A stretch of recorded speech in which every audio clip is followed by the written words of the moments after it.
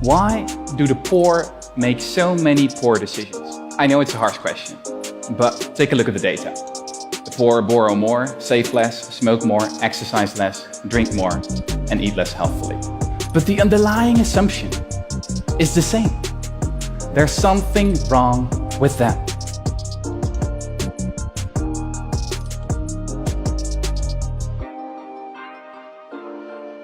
It was an experiment with sugarcane farmers. You should know that these farmers collect about 60% of their annual income all at once, right after the harvest.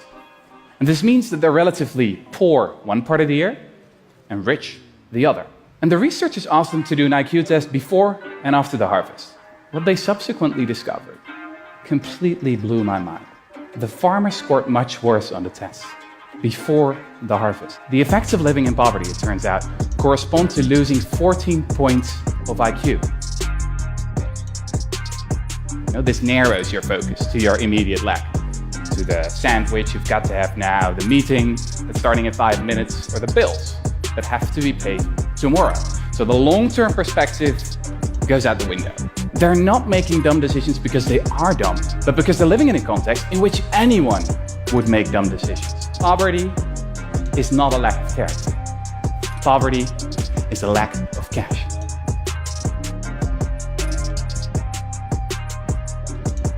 We should stop sending shoes and teddy bears to the poor, to people we have never met. It's a monthly grant, enough to pay for your basic needs: food, shelter, education.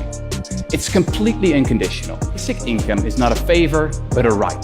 The great thing about money is that people can use it to buy things they need, instead of things that self-appointed experts think they need.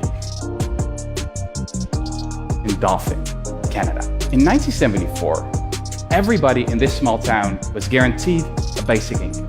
The experiment had been a resounding success. The people in Dauphin had not only become richer, but also smarter and healthier. The school performance of kids improved substantially. The hospitalization rate decreased by as much as 8.5%. Domestic violence incidents were down, as were mental health complaints. And people didn't quit their jobs. Similar results have since been found in countless other experiments around the globe, from the US to India.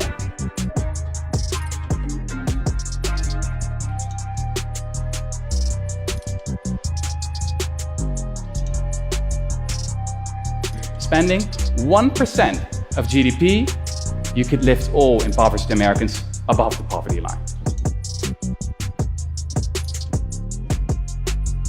Just look at the cost of child poverty in the US, for example. It's estimated at $500 billion each year.